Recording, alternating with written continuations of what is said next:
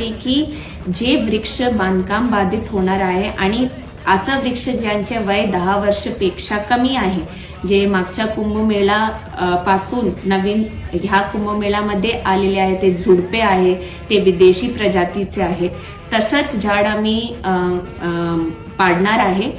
नंतर पण ते झाड कुठे जात नाही. जे फक्त जे झुडपे वगैरे काटेरी वगैरे हे असे छोटे मोठे जे हे आले फक्त तेच जाणार, बरोबर.